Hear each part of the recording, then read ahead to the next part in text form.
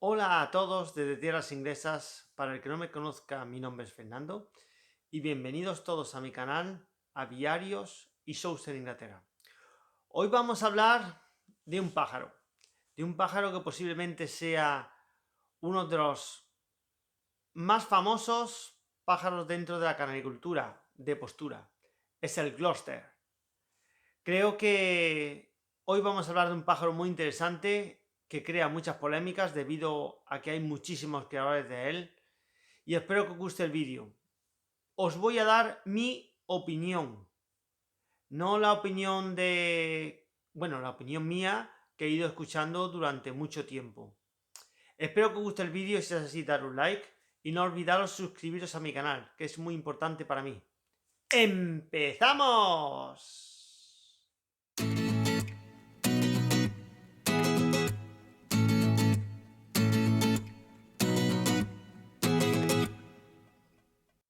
Hola a todos. Hoy vamos a hablar del Gloster. Un pájaro que para muchos es uno de los primeros pájaros con los que uno se mete en postura, debido a su belleza, que para algunos se creen que es un pájaro muy fácil, pero todo lo contrario, es un pájaro muy difícil. Un pájaro que la gente cuando quiere empezar con postura suelen coger y suelen decirle: oh, métete en el Gloster, que es un pájaro muy interesante para introducirse en postura, en canaricultura, postura o deporte, ¿no? Y cuando no saben que es un pájaro de los más difíciles porque tienes que aunar talla, tienes que aunar plumaje, tienes que tener unos conocimientos de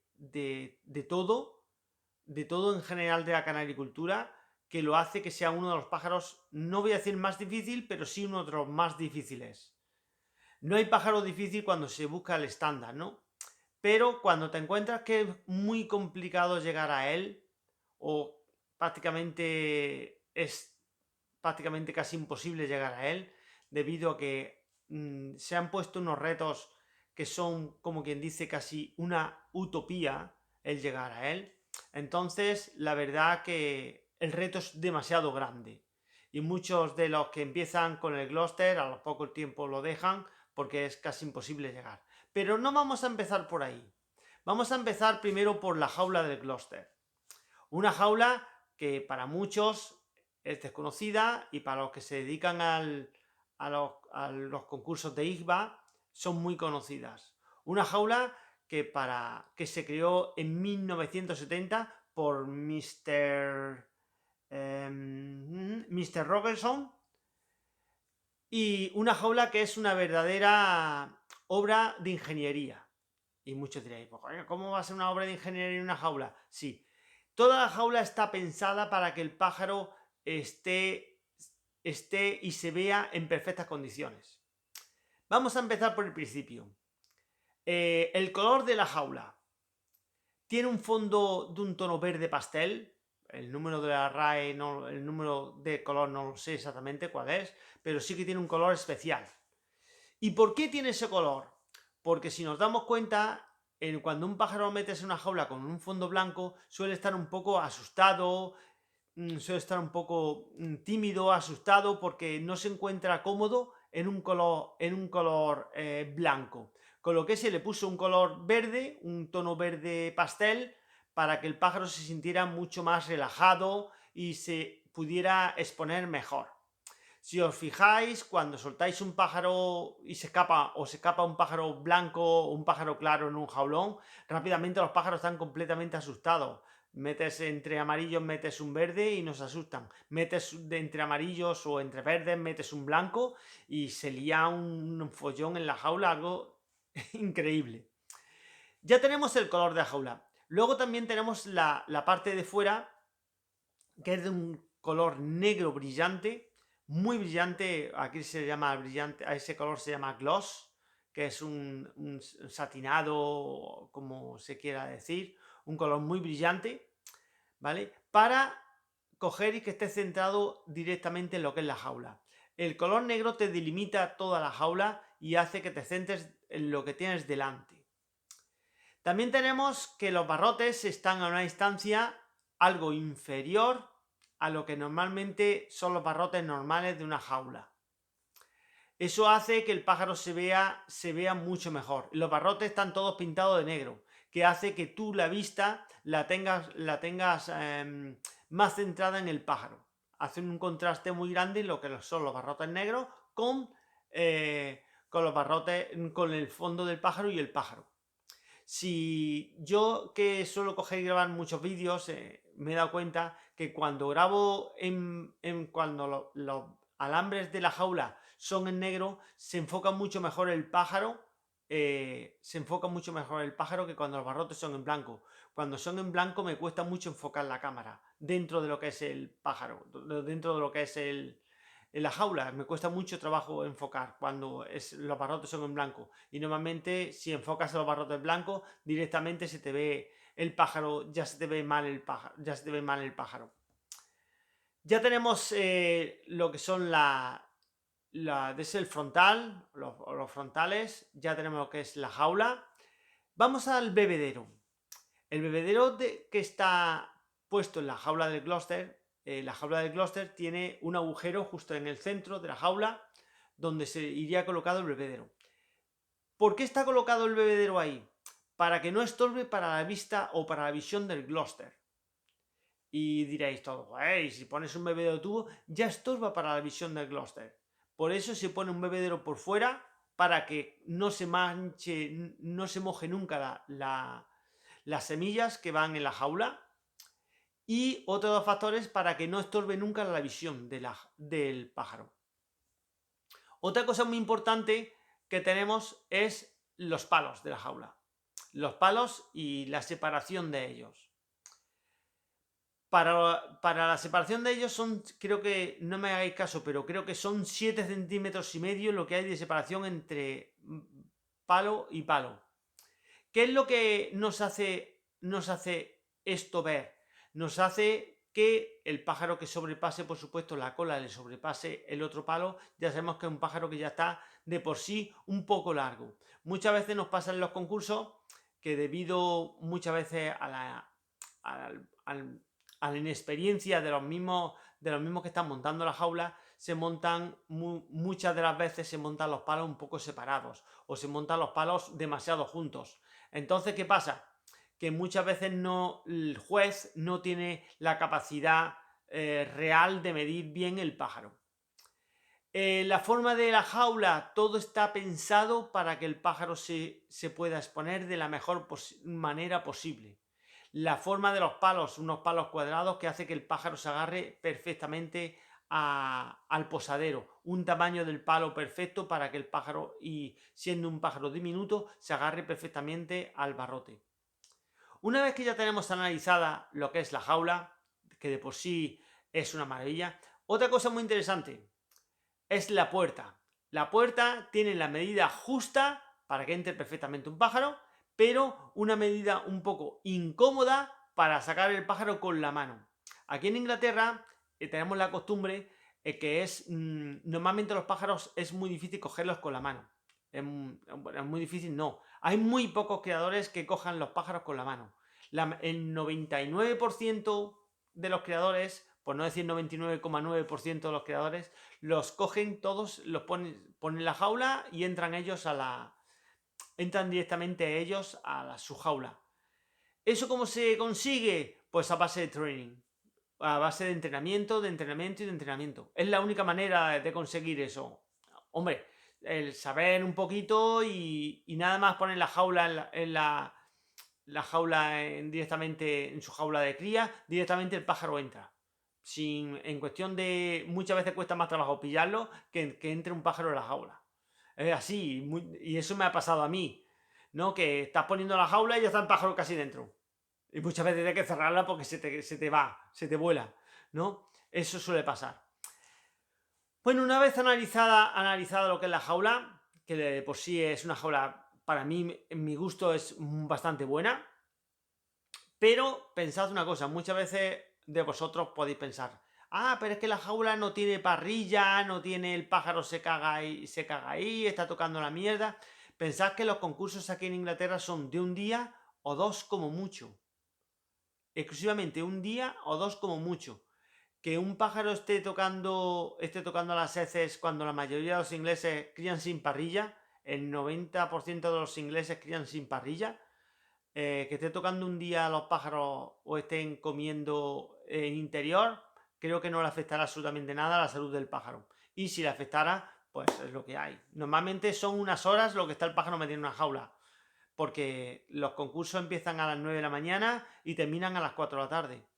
O sea, que no es mucho tiempo el que se tira dentro de una jaula comiendo, entre comillas, pudiendo comer excremento suyo.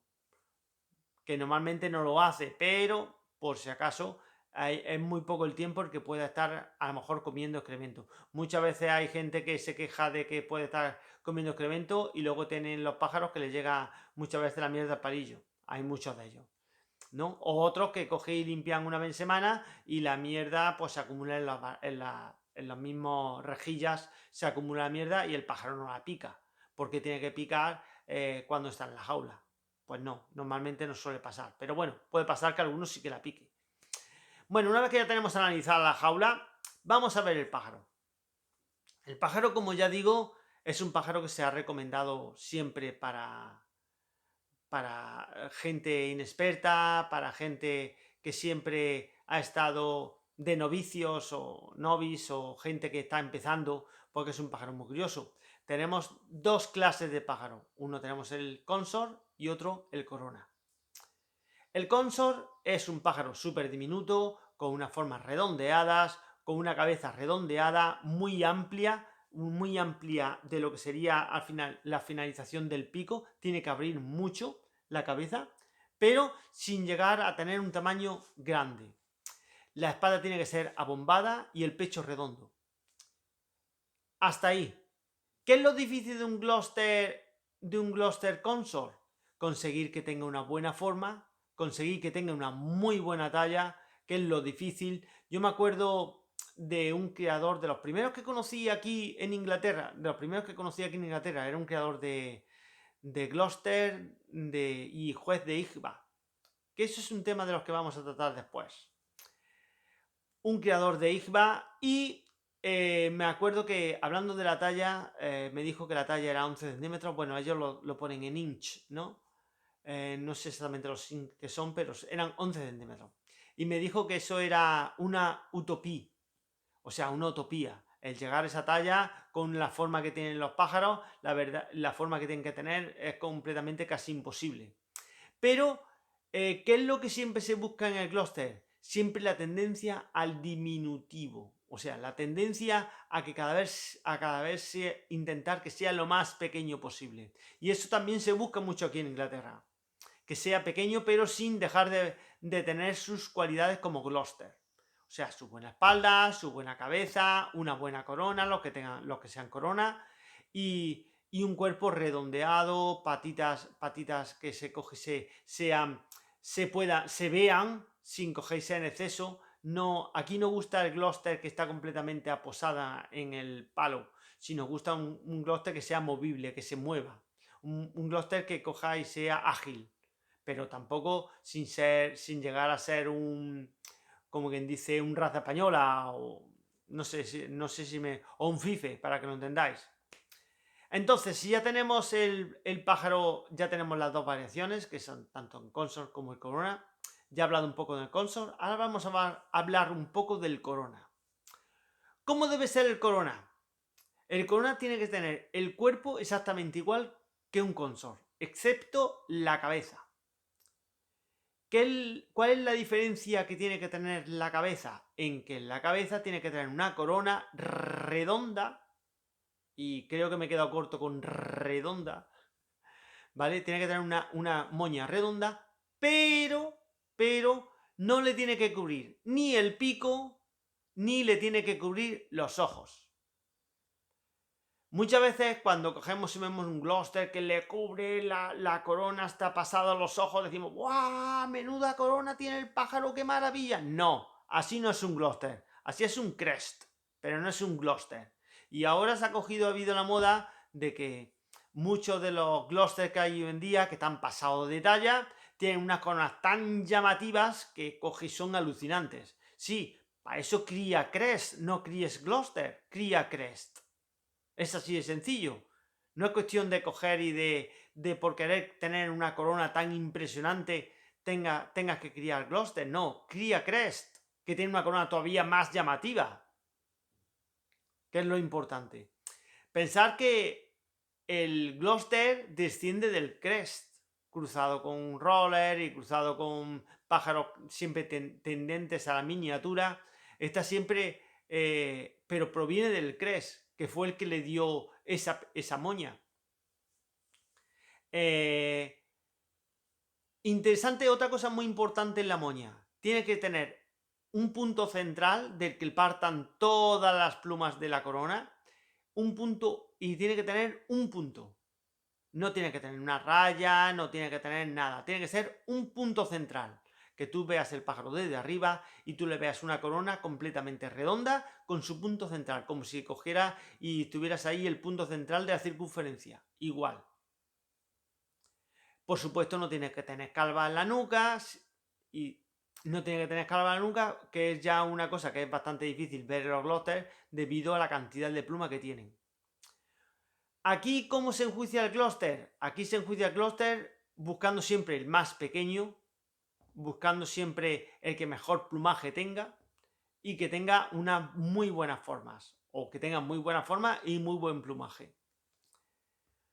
Una de las características que hace que tenga esa forma es una espalda abombada, ¿vale? No recta, no cóncava, porque hay algunos que lo tienen así, ¿vale? Hay otros que la tienen completamente recta, no. Tiene que tener una forma redondeada que hace que tenga una forma que hace que la espalda, que el pájaro sea un poco más, que haga más redondo y hace que el pájaro parezca más pequeño.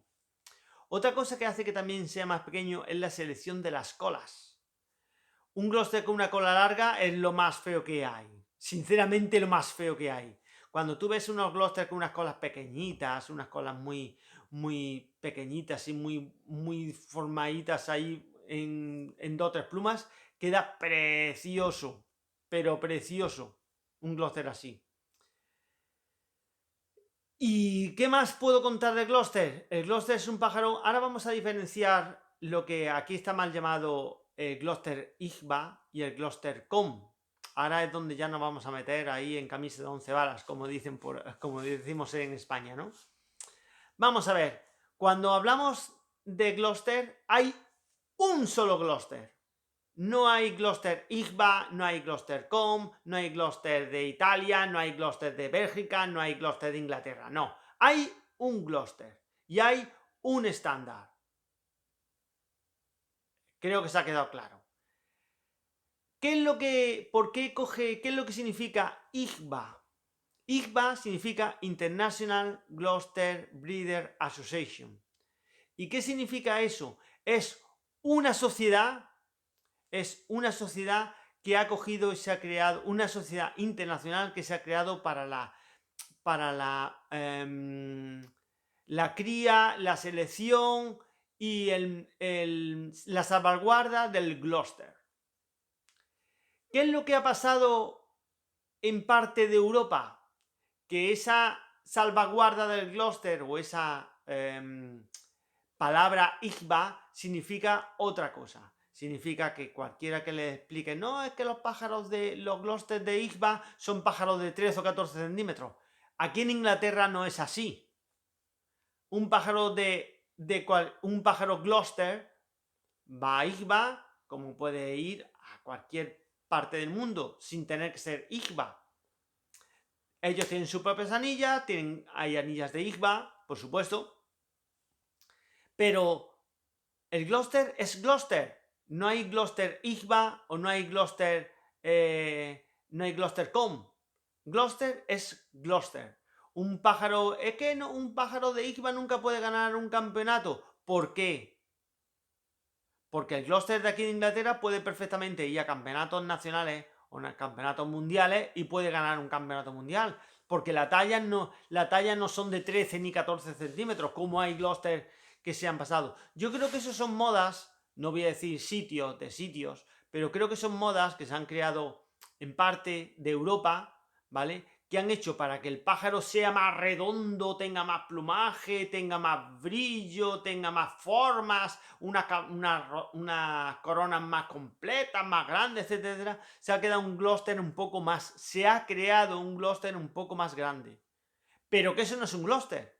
Un Gloster tiene que tener 11 centímetros. Eso que es casi imposible. Pero tiene que tener 11 centímetros. Es así, no hay otra. Me han preguntado mucha gente ¿por qué los Glosters de Kohn son diferentes a los Glosters de IGBA? No. Gloster hay uno. Hay uno solo. Y ese Gloster es el que tienes que coger y tienes que criar. Es un pájaro muy complicado. Muy complicado porque tienes que tener unos grandes conocimientos de plumaje, tienes que tener unos grandes conocimientos de trabajo genético para ir cada vez a más pequeño, tienes que tener unos conocimientos muy grandes de forma, de talla, de forma, de crianza, de que tienes que cómo cruzarlos para que te salgan unas buenas coronas, etcétera, etcétera. Entonces, no es un pájaro. ¿Es un pájaro para principiantes? Bueno, si quieres coger y empezar a criar, pues sí. ¿Hay pájaros más interesantes a lo mejor para principiantes? Posiblemente. Pero es un pájaro que también es un pájaro muy agradecido en el sentido que para animarte a criar es bueno. Sí, porque es un pájaro que normalmente suele criar bastante bien. Suele criar bastante bien. Aunque cuando ya tienes como quien dice, una gran cantidad de genética en tu aviario, posiblemente empieces a criar regular los pájaros. Pues qué más deciros del Gloster. Creo que es un pájaro muy interesante para criar. Pensad que se crían dos pájaros diferentes, se crían el Consort y el Corona, que son dos pájaros diferentes, dos pájaros que aun criándolos juntos parecen distintos. ¿Cuál es el mejor pájaro para seleccionar para coronas y cuál es el mejor pájaro seleccionar para consort? Creo que eso estaría bien en otro vídeo, porque si no vamos a hacer demasiado largo. Espero que os haya gustado mucho este vídeo y si es así, dale un like y suscribiros a mi canal, que es muy importante para mí. Me gustaría que me dejáis abajo, en los comentarios, me gustaría que me dejáis qué os parece esta charla que hemos tenido de Gloster para tenerlo de otras razas, que puedo coger y puedo hablar perfectamente. Por supuesto, siempre hablando desde mi siempre pensamiento, ¿vale? O por la evolución que he visto en los años, la cría, y la evolución que he visto muchas veces en los pájaros. Lo dicho, nos vemos en otro vídeo. ¡Chao, chao!